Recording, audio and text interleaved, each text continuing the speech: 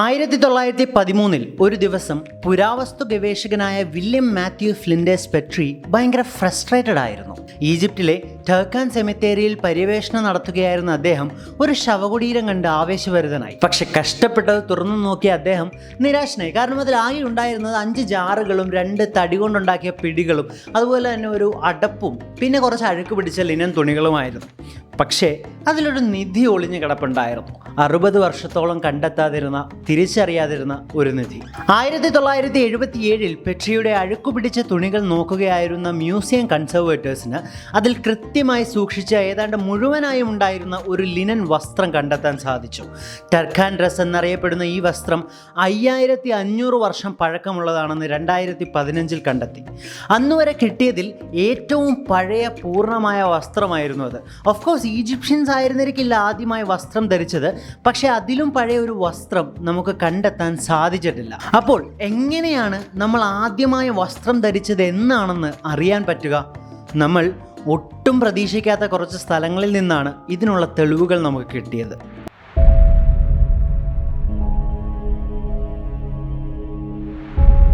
എന്തായാലും കഴിഞ്ഞ കാലത്തിലുള്ള മനുഷ്യർ നമ്മുടേതുപോലെ തന്നെ വസ്ത്രങ്ങൾ ധരിച്ചിട്ടുണ്ടാകും. പ്രോബബ്ലി നിങ്ങൾ ഇപ്പോൾ വസ്ത്രം ധരിക്കാനുള്ള കാരണങ്ങൾ പോലെയുള്ള കാരണങ്ങൾ തന്നെയാവും അവരുടേതും. വസ്ത്രങ്ങൾ നമ്മുടെ ശരീരത്തെ സംരക്ഷിക്കുക മാത്രമല്ല ചെയ്യുന്നത്, ചുറ്റുമുള്ള സമൂഹവുമായും കൾച്ചറൽ നോംസുമായും ഒക്കെ ഇഴുകിച്ചേരാൻ അവ നമ്മളെ സഹായിക്കുന്നു.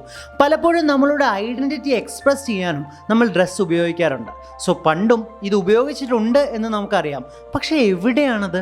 ഇതിലുള്ള ഒരു പ്രശ്നം എന്താണെന്ന് വെച്ചാൽ പഴയകാല വസ്ത്രങ്ങളൊക്കെ തന്നെയും ഇത്രയും കാലം കഴിഞ്ഞും നിലനിൽക്കാനുള്ള സാധ്യതയില്ല.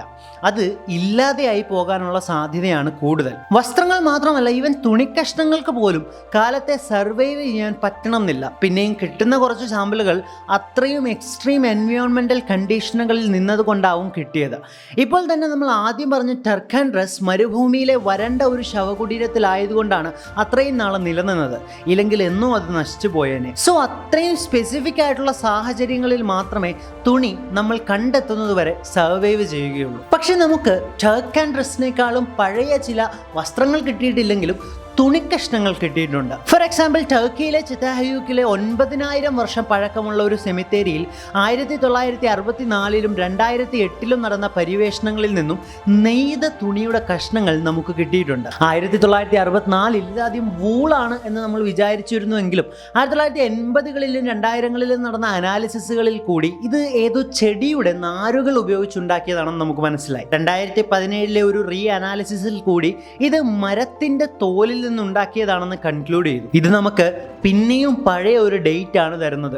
ഏതാണ്ട് 8500 വർഷം പഴക്കമുള്ള തുണികളായിരുന്നു അത്. അതായത് ടർക്കാൻ ഡ്രസ്സിനേക്കാളും 3000 വർഷം കൂടുതൽ പഴക്കമുള്ളത്. അപ്പോൾ നമുക്ക് വസ്ത്രം കിട്ടി 5500 വർഷം പഴക്കമുള്ള, അതിലും പഴയ തുണിക്കഷ്ണങ്ങൾ കിട്ടി. അപ്പോൾ ഇതായിരിക്കും ഏറ്റവും പഴയ നമുക്ക് കിട്ടിയ തെളിവുകൾ, അല്ലേ? പക്ഷേ അല്ല.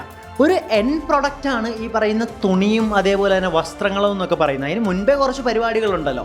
അതിനുപയോഗിച്ചിരുന്ന സാധനങ്ങളും ഒക്കെ കണ്ടെത്തുകയാണെങ്കിൽ അത് നമുക്ക് വീണ്ടും പഴയ ഒരു ഡേറ്റ് ആണ് തരുന്നത്. ജോർജിയയിലെ ജുൻജുനാന ഗുഹയിൽ നിന്നും 100 കണക്കിന് ഫ്ലാക്സ് ഫൈബർ കഷ്ണങ്ങൾ പുരാവസ്തു ഗവേഷകർക്ക് കിട്ടിയിട്ടുണ്ട്.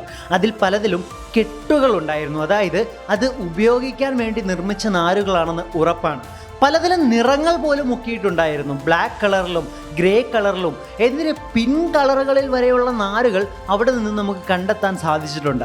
ഇനിയാണ് ട്വിസ്റ്റ്. ഈ നാരുകളൊക്കെ തന്നെ ഏതാണ്ട് 30,000 വർഷത്തോളം പഴക്കമുള്ളതാണ്. അപ്പോൾ നമുക്ക് നാരുകൾ വരെ കണ്ടെത്താനായിട്ട് സാധിച്ചു. അതായത് നൂലുകളായിട്ട് ഉപയോഗിക്കുന്ന നാരുകൾ വരെ കണ്ടെത്താനായിട്ട് സാധിച്ചു. അപ്പോൾ അതായിരിക്കും ഏറ്റവും പഴയ തെളിവുകൾ, അല്ലേ? പക്ഷേ അല്ല, അതുമല്ല നമുക്ക് വസ്ത്രത്തിൻ്റെതായിട്ട് കിട്ടിയ ഏറ്റവും പഴയ തെളിവുകൾ. കാലങ്ങൾ കഴിയും തോറും ചെറിയ നാരുകൾ പോലും കിട്ടാനുള്ള സാധ്യത കുറയും. അതുകൊണ്ട് തന്നെ ശാസ്ത്രജ്ഞന്മാർ മറ്റ് ക്രിയേറ്റീവായ വഴികളിലൂടെ ചിന്തിക്കാൻ തുടങ്ങി.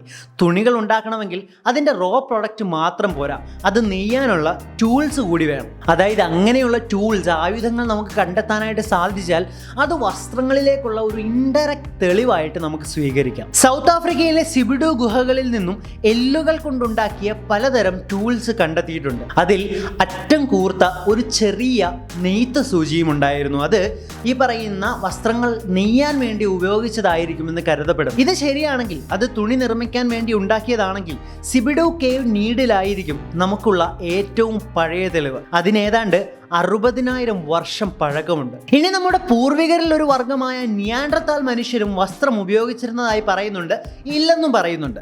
അവരുടെ കാലഘട്ടത്തിൽ നിന്നും കണ്ടെത്തിയ കല്ലുകൊണ്ടുള്ള ആയുധങ്ങൾ അന്ന് അവർ വസ്ത്രമായി ഉപയോഗിച്ചിരുന്ന മൃഗങ്ങളുടെ തോലുകൾ പാകപ്പെടുത്താൻ ഉപയോഗിച്ചിരുന്നതായി കരുതുന്നു. ഏതായാലും നമുക്ക് കിട്ടിയ പരിമിതമായ ഈ തെളിവുകൾ വെച്ച് ഇതൊക്കെയാണ് നമുക്ക് അറിയാവുന്നത്.